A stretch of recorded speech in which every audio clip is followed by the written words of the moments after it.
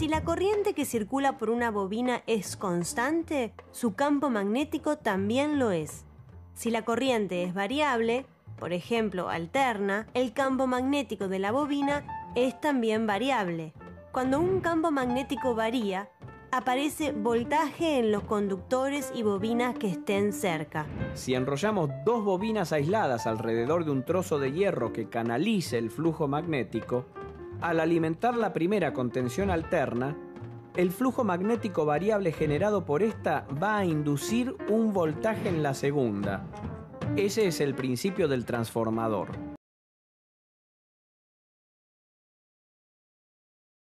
La primera bobina y el que sale de la segunda está dada por la relación del número de vueltas de alambre en cada bobina. El número de vueltas de la primera bobina sobre el número de vueltas de la segunda bobina es igual al voltaje que entra sobre el voltaje que sale. O sea que si la bobina primaria tiene 2000 vueltas y la secundaria 1000 vueltas, ¿el voltaje de salida va a ser la mitad que el de entrada? Exacto. Sería el caso de un transformador que se alimenta con 220 volts y entrega 110 volts. Y con la corriente se da la relación inversa. Si el voltaje se transforma a la mitad, la corriente se transforma al doble.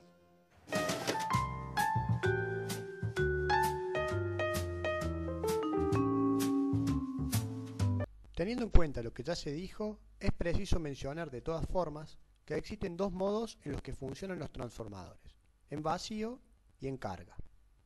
Igualmente, podemos considerar a los mismos según un comportamiento ideal y realizar el mismo análisis de la forma en que funcionan los transformadores en la realidad, es decir, según su comportamiento real.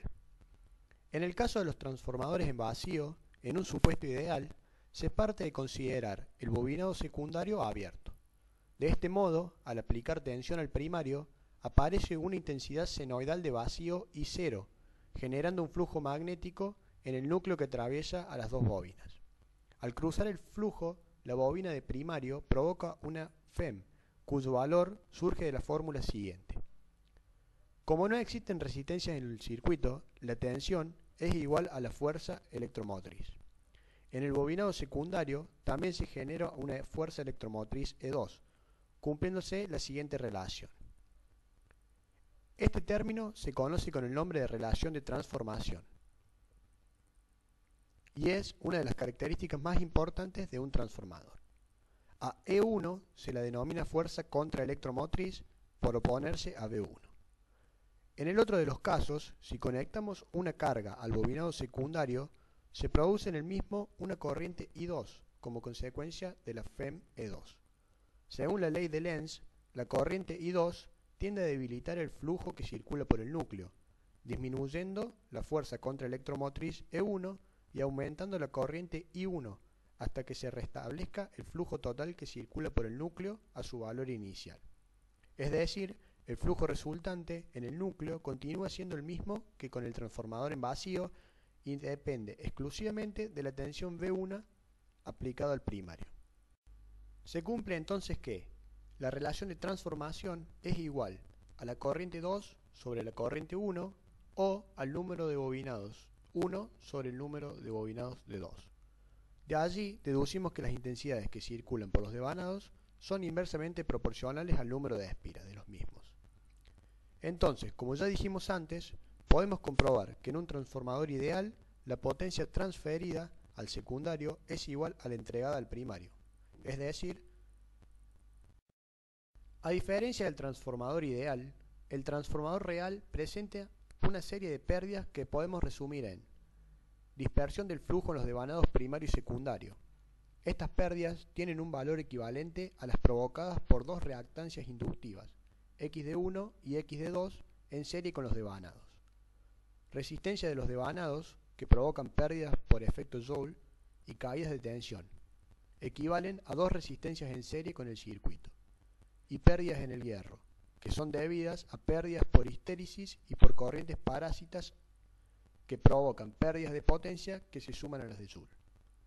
En un transformador real, la tensión producida en el secundario disminuye al aumentar la carga, es decir, la intensidad que entrega.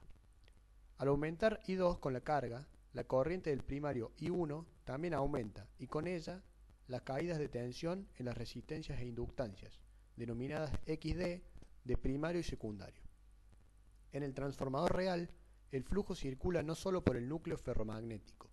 Hay una parte que se dispersa en el aire atravesando solo la bobina que lo produce y que provoca una fuerza contraelectromotriz en la misma.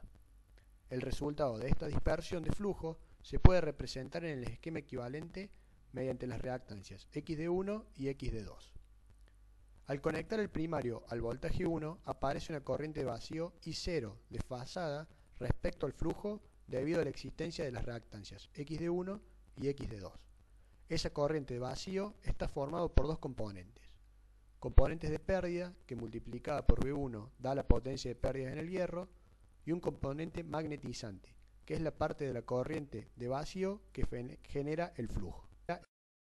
El flujo común a ambas bobinas tiende a ser igual en carga y en vacío, es decir, la fuerza magnetomotriz producida por las bobinas del transformador debe ser igual en carga que en vacío.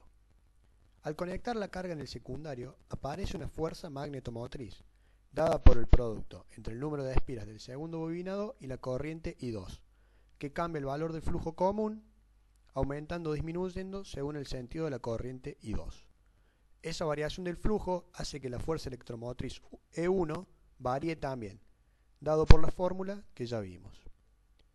Como en el primario V1 es constante, al variar E1 aparece una corriente I1 que provoca una fuerza contraelectromotriz que compensa a la del secundario. Por fórmula, entonces, obtenemos lo siguiente. A plena carga, I0 es despreciable frente a las corrientes I1 e I2, por lo que podemos considerar que el número de vueltas de la primera bobina por la corriente de primera es igual al número de vueltas de la segunda bobina por la segunda corriente, o lo que es lo mismo, según la relación de transformación. Expresión que es válida cuando el transformador trabaja valores cercanos a los de plena carga.